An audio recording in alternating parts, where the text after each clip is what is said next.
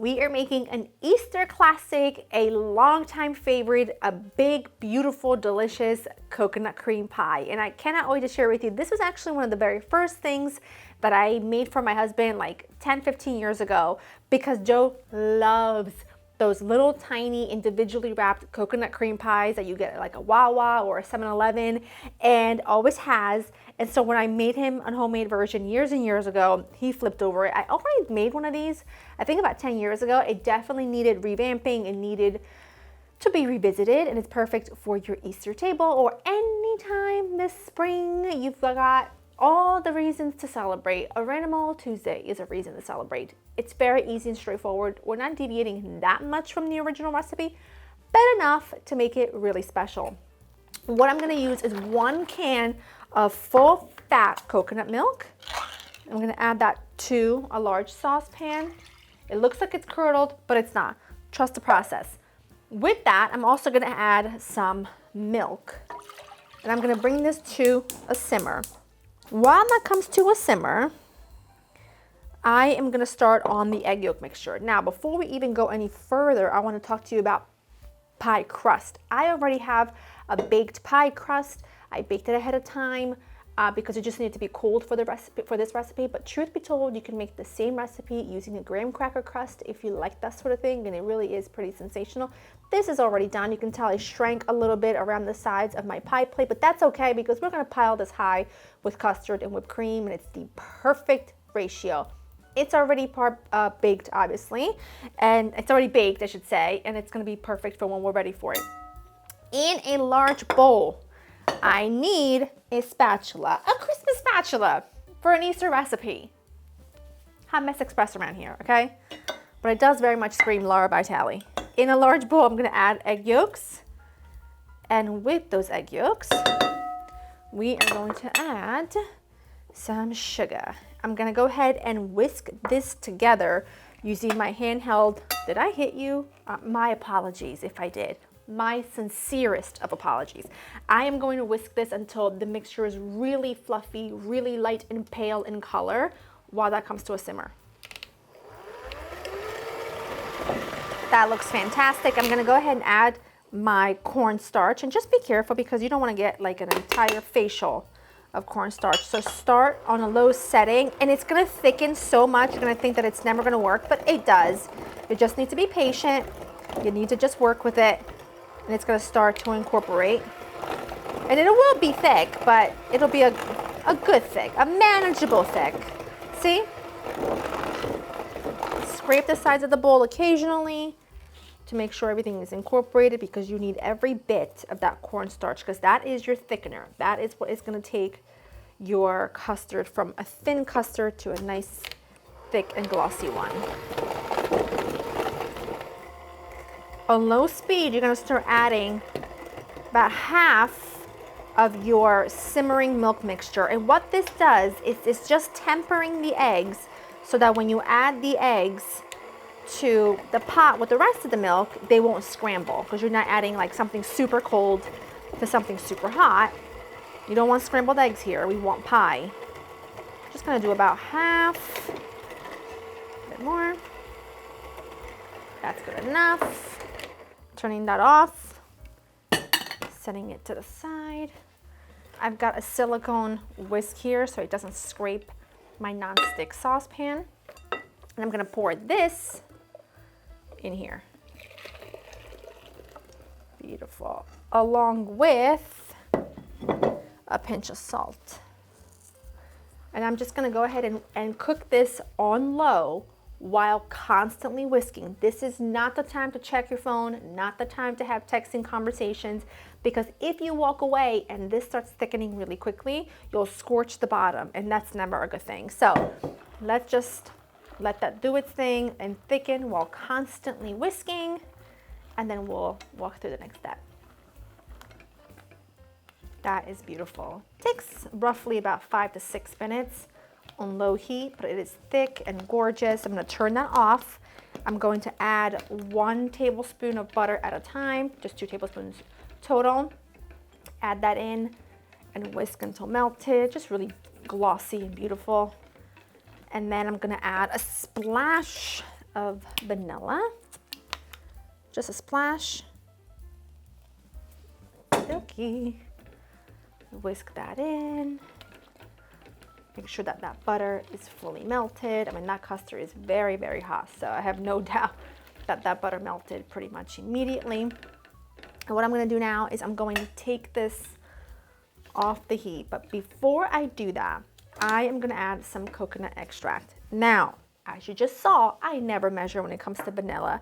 I usually measure it in one of my testing process, so that, like, because I test something several times, so that I can give you an accurate amount when I go to type it for the website. But usually when I'm freehand, like cooking or baking, I never measure. However, with any other extract, which includes coconut extract, you must measure.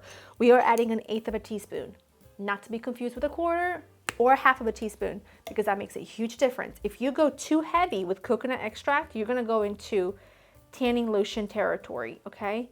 We just want, look how little. That's it. That is it. And that will give you enough essence to really highlight that coconut flavor, but not to make it taste at all, like I said, like suntan lotion or like a body spray or anything like that. So it's the perfect amount. I've tested it with 1/4 teaspoon, and to me, it was very perfumey, not my thing. It's also optional. If you don't want to add it at all, don't. And just use the shredded coconut, which we will add later as your main coconut flavor. But I do think it makes a difference. I think it just kind of highlights that coconutiness, if you will. But like I said, in a really subtle way, and I really like it. I think the 1/8 of a teaspoon is the perfect amount.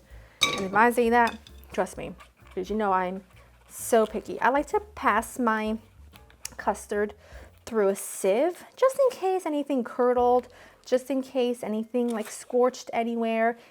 Chances are that did not happen. However, I like to be prepared. Looks good. Get it off of that. And what I'm gonna do now is I'm gonna cover this with plastic wrap, making sure that the plastic wrap is touching the custard itself. And then I am going to just let this cool to room temperature. It doesn't have to go in the fridge. It just needs to cool for like a half hour or so. It doesn't need to be totally cold. You don't want it to be totally cold, because the colder it gets, the more it sets, and then it's gonna be really difficult for you to pour in your crust. So I'm just gonna set this aside and just wait for our next step. Custard has been cooling just enough so that it's not piping hot anymore. And now I'm gonna take, it's so good. I'm gonna take, now remember, the custard still needs to be warm. We're gonna take some shredded sweetened coconut. I'm gonna add it directly in, stir that all in. You want it to be thoroughly combined. This is so good. You cannot even imagine, okay? Yum, beautiful. We, amongst our friends and family, we call this the goo, which is good stuff, you know? It's the same goo that you have in like any custard-based pie. It's so good. Pour that in your prepared pan. It should be like pretty much to the tippy top of your pie crust. Okay, that's perfect. Now, you're gonna have to cover this again. Darn it. It's so good. You're gonna have to cover this again. And I like to let it sit in the fridge overnight. You want that to be really set. You want it to be so like a slice of perfection when you go into it. So you need to cover that, pop it in the fridge overnight. When you bring it out to serve, you're gonna whip some cream. I've got some heavy cream. To it, I'm gonna add some powdered sugar, not much. And I'm gonna whip this until pretty stiff peaks.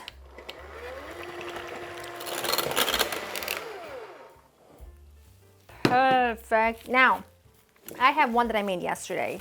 I just made it in a store-bought pie crust and I left it in the aluminum tin. I don't suggest it because, you know, for aesthetic purposes, but I also broke that side. But you also don't see that either, so it's really fine. But honestly, it is just so incredible. You can pipe the cream if you want to. I'm absolutely not gonna do that. And I told you, I like it nice and high with that whipped cream. When you go to serve it, I like a very light little sprinkle of barely toasted coconut. Not too dark, you know, I like it barely toasted, but enough that it brings out all of its flavor. And now here's the tricky part.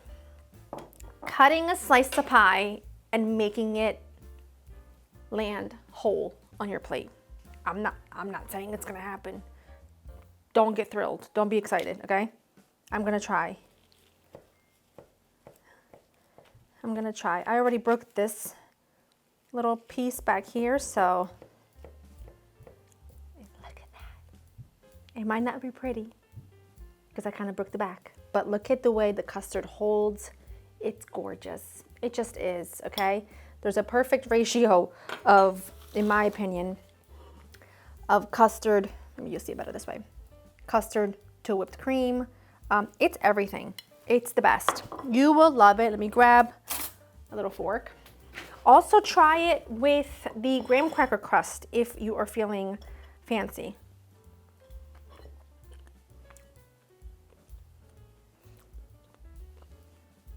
Guys, it is so much better than you can imagine. It's everything. Go to laurainthekitchen.com for the written recipe. I hope you've enjoyed spending time with me. I'll see you in the next one. Bye-bye.